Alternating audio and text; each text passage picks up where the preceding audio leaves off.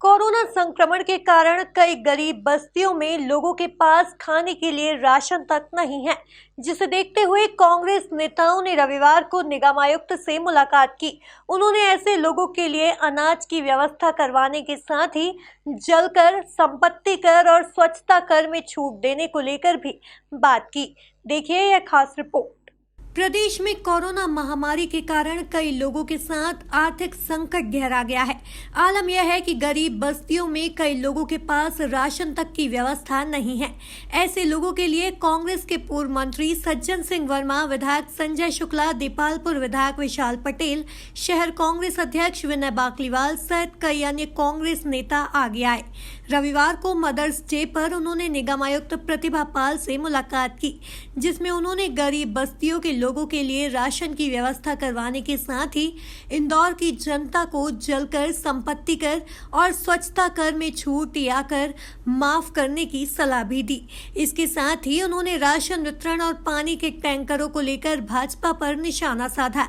पूर्व मंत्री सज्जन सिंह वर्मा के मुताबिक गरीब बस्तियों में कई लोगों के यहाँ राशन नहीं है।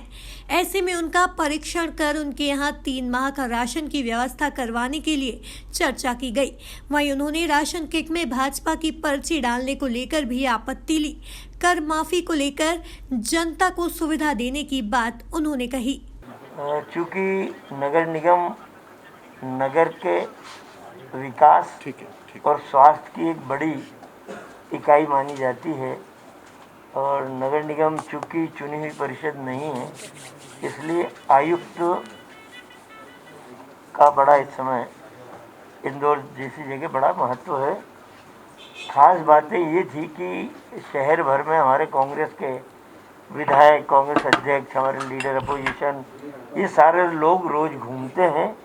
जो सबसे बड़ी समस्या आ रही है शहर में, उन गरीब बस्तियों में, उस मजदूर वर्ग में जो एक टाइम कुआं खोदते और एक टाइम पानी पीते हैं, उनकी दशा सबसे ख़राब है।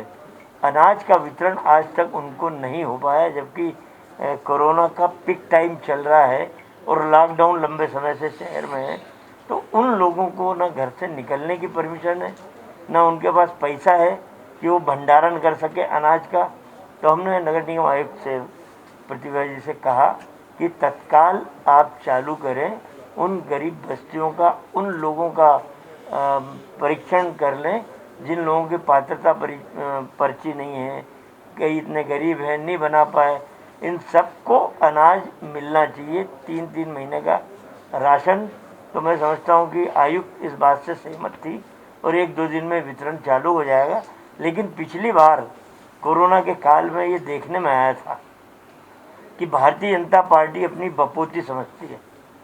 उन्होंने जब ये राशन का वितरण हो रहा था, उस समय भारतीय जनता पार्टी की पर्ची डाल देते थे, चिपका देते थे, जैसे कि इनके पिताजी दे रहा हूँ। तो वो हमने कहा कि इस पर नज़र रखिए, आपराधिक प्रकरण बनाइए। यदि भारतीय जनता पार्टी का आदमी उसमें पर्ची डालता है उस राशन के किट में, तो उस पर आपराधिक मुकदमा दर्ज होना चाहिए।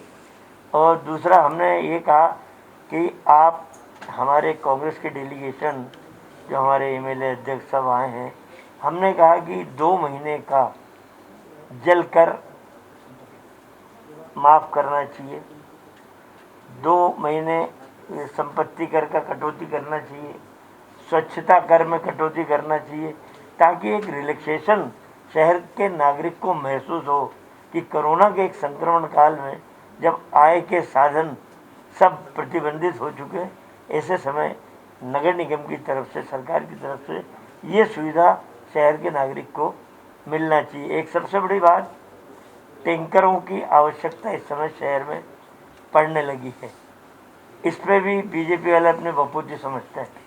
उनके चंगू मंगू आते हैं और जैसा उज्जैन में हो रहा है, एक हॉस्पिटल भी कब्जा कर लिया वहाँ के बीजेपी के मंत्री के पट्टे ने। ऐसा यहाँ होता है, सारे टैंकरों में बैठ बैठ के जाते हैं उनके पट्टे, और जैसे कि वही लेके आ रहे हो।